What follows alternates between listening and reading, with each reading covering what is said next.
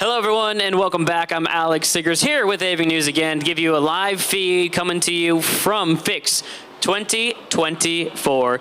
That's right, in Daegu right now, South Korea, and beautiful Daegu, and a beautiful part of Daegu is, of course, the vibrant academic life that is here as well, the school life that comes with it. And we have a representative coming to us from a sciencey area of Gyeongbuk-dae, which is the Gyeongbuk National University. Am I saying that? Is that correct? That is correct. KNU. Welcome, Kim Jong-Hwan. Thank you so much. Okay. Nice to meet you. Nice meeting you. It's perfect. Well, go ahead and introduce yourself very quickly to the people out here. Introducing myself. Okay. Yeah. So, I'm a Jung-hwan Kim, a PhD student under supervision of the Professor Han Dong-seok, affiliated with the Intelligence Signal Processing Lab at the Gyeongbuk National University. Perfect. Okay. So let's talk about that. What do you want to introduce? Let's start with the university in general, because I've been to Daegu many times. I've seen the university. Oh yeah. Is it the biggest one in this area, right? I presume yes. Yeah. And also we are in the actively constructing that in each area. Always building, Yeah. always, absolutely. And so you got a large student population. My understanding, you have a decent-sized foreign student population, not just the language school, but also even in your program. Yes. Yeah.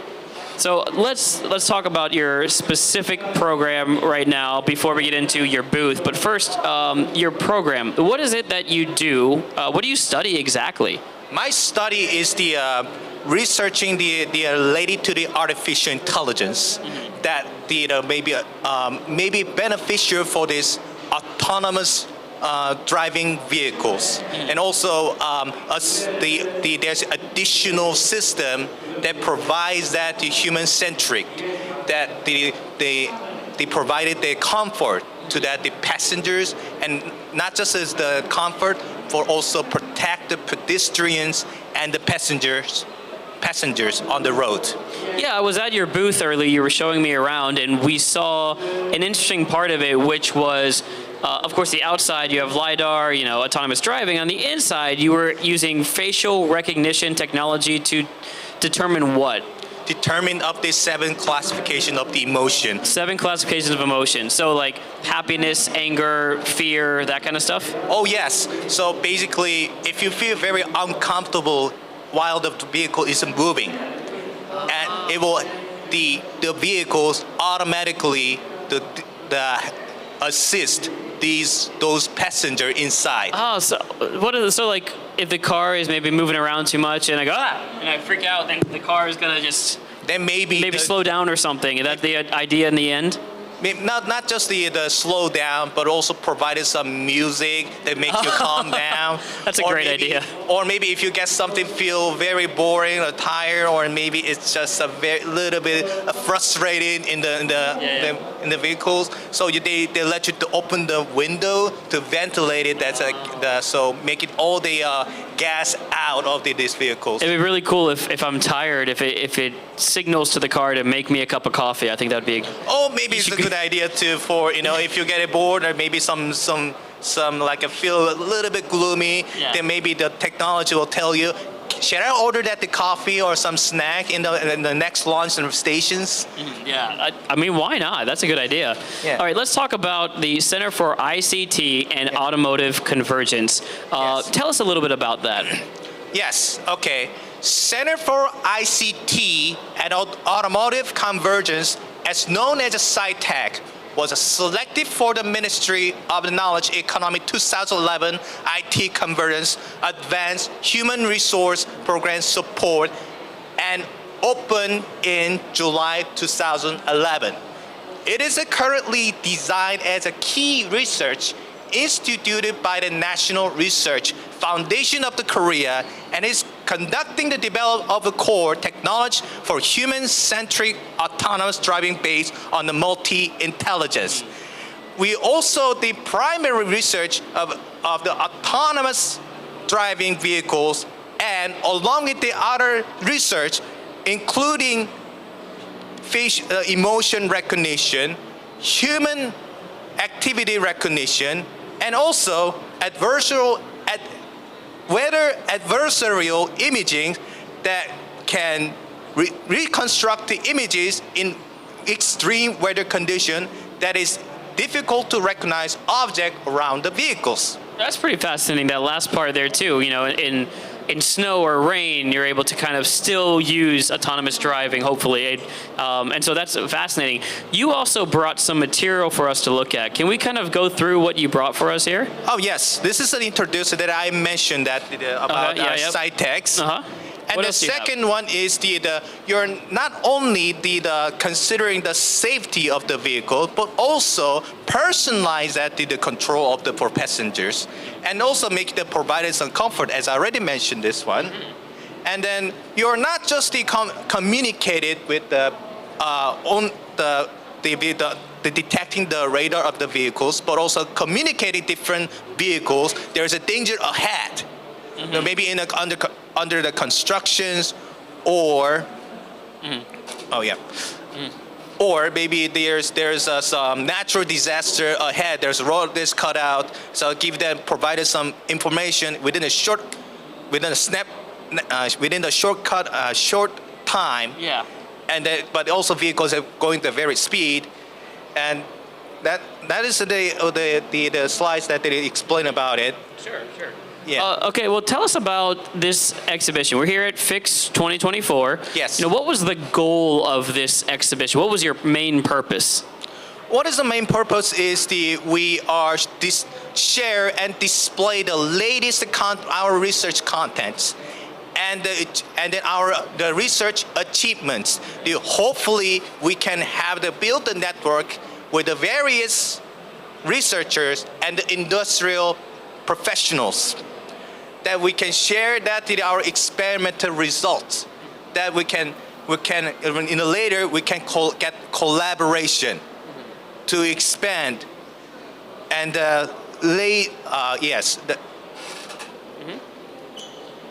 Well, you also have you have a lot that you're trying to do. You're trying to show your products or your technologies to companies that could work with you, show off your students' learning, but also maybe even recruit students.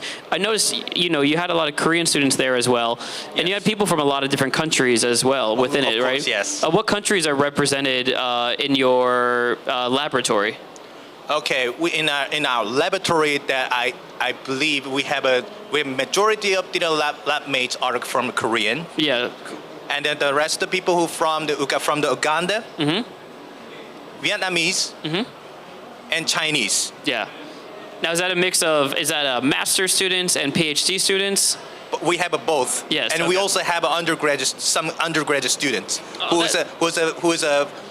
is going to participate in after that graduate. Yeah. They're going to be joining as a master student. That's really exciting for an undergraduate student to be able to participate in this kind of study and field in autonomous driving. Because when I was a student, when I was in college, Yes. we didn't have cars like this. We didn't even have iPhones. I came from a long time ago, friend. So we didn't get the chance to do some of the things you guys are doing. So I think that's fantastic. Oh yeah. Yeah. Okay. So other things we do want to talk about. How's it been? So yesterday was a really busy day. Lots of things going on. Oh, yeah. How was the first day of the event? Oh yeah, we are on the alert. Yeah. Like we are the city mayors come and visit us. Yeah, that must be high pressure. Oh yeah, we are just ready for that to wait for that to see coming here, and then we have to explain it briefly. Yeah. Because he's not going to stay here for. Yeah, the VIP tour and the mayor's coming through. It's like a 30-second elevator pitch. What do you got? What do you got? Yes. Good. Well, okay. Let's talk about it then. What was in the booth? What do you have showing off right now? What is your I don't know. I don't want to say 장점, but because what are you showing off in your booth? I saw a car there. Yes. Okay, so we talked about the facial features, and you mentioned something about testing the car already. Where are you testing this autonomous driving car? It's in the mostly in the campus. So it's driving around with students around too, right? Yes. No accidents? No student accidents? No student Okay, accidents. good. No student Perfect. accidents. It's doing its job. If it's something accidents that come in before, it will just have to shut down. Yeah, so that's good news, right? So it's going well, obviously. I'm even seeing in the slide you have in front of us here. Also, we mentioned that we also have maybe 2 days ago, Yeah. there's a live contest. Really? What was the context? Explain that. Last time I remember that the Inha University and the Gyeongbuk Nationally participate in the maybe competitive contest. That has to be all the autonomous vehicle must be completed or racing course. Oh wow. Yeah. That's incredible. And Yes. so how many different autonomous vehicles participated? I remember that was a 10. Wow, 10 different vehicles. 10 different vehicles, but there's some same affiliated university. Was your vehicle involved, or were you like the judge, or? No, it's one of my colleagues and teams Yeah. are actively participating, and they completed the course without any accidents. Even that time there's lots of rain, and then even the starting being a sunset. Yeah. Wow. So, what is what's a challenge on this course when you're driving the car? Do you walk in front of it to try and mess it up? Do you throw things at it? Like, what makes it challenging? What is the most difficult part of the course? The most challenging is we have to make that based on the actual vehicles. Mm-hmm. That has to be non-standard test. That might be included at the different environments. And also not all the road is nice and clean. And it has to be drive on the off-road. Oh, and off-road as well. Yeah. Wow. Okay. And so I can't even imagine how difficult that must be. Oh, it is. It has to be because it's a real life. There's no mercy. It's true. If we want to get to level 4 autonomous driving, Yeah. we really need to. It has to be perfect, near perfect anyway. And if I'm not perfect, people are not going to use it. I swear though, autonomous driving cars are safer than normal drivers out on the road. Yeah. I trust them more than I trust the person next to me. Such as drunken driver. Yeah, and that's another thing about it too. And what you're studying right now has so many different potential impacts. One, general safety, because if everything goes to plan, these are safer than humans. We make mistakes. Yes. The ability to remove drunk driving incidents, Yes. also a big deal as well. And potentially, the more cars you have doing this, the faster traffic can go as well. A more efficient system. So I think it's fascinating what you're doing, and hopefully you continue to keep Yes. working through it. Oh, yeah. Is there anything else in here you wanted to show us? Oh, yeah. This one is for personalizing, but this is I'm going to be, maybe skip it. Okay, yeah. This is the. Oh, is this an actual test? Oh, yeah. So let me just. You have the video. Yeah, let's play the video on this. This is cool. All right. Is it playing in this one? Oh. It may not play on this one. I'm sorry. This is. This is the picture. Okay. But this one is playing this way. But yeah. But. So what are we looking at? This is a front seat of your car. If you actually not on my car, but the whole not your car. Yeah, Yes. sorry. This is a car that is autonomous driving. Yes. On the right side, you can see there's no driver. There is a video. I actually have the video on this screen. Yeah. No, that's a YouTube channel. We've seen it over there. Yes. If you go to their booth, you can actually see an example of them driving through campus with people around them and everything. They're not touching the wheel. It's a very impressive system they have going on. Yes. Okay, anything else here? Anything else here? This is we also. The researching about the human activity recognition that designed for medical field. Mm-hmm. So we have so many people maybe globally as people who are living in isolated area, or maybe the hospital patient requires a constant monitor by the medical staff. But medical staff cannot rely on because even the working shift, they might be paying out of the attentions. Mm-hmm. So we give that as medical staff reduce the overloaded work. Provided that the artificial intelligence system, such this. Mm-hmm. Well, that's great. So it's beyond. Obviously, your work goes beyond just automotive, but in all aspects of the field as well. Yes. I'm gonna give you a chance here. Tell me about some of your successes as an organization. What are some of the academic successes you've had, contributions you've made, internationally, domestic, whatever it may be? Which one has to be started? Has to be starting from me or starting for a group? So you have some papers published, I'm guessing. Okay. I have as I'm a PhD student. Yeah. You have to do lots of papers. Not many, but I will tell you. I have 3 journals published as internationally. That's 3 more than me. And the MDPI from the publication in the MDPI, and two MDPI and the IEEE Access, which is the impact factor score was more than 3.0. Yeah, that's great. And then currently I might have two patents. One more patent is on the way after I submitted about 2 weeks ago. And then for this, and then actively participate in the many conference. Yeah, clearly. So what about the CITAC as a whole? So they contributing the autonomous driving research and then the other than artificial intelligence research projects. We have published more than 70 domestic and international papers, and applied for about 40 patents. And we are conducting the joint research with 10 different local industries. And we also nurturing the talents in this campus, has produced about 30 master.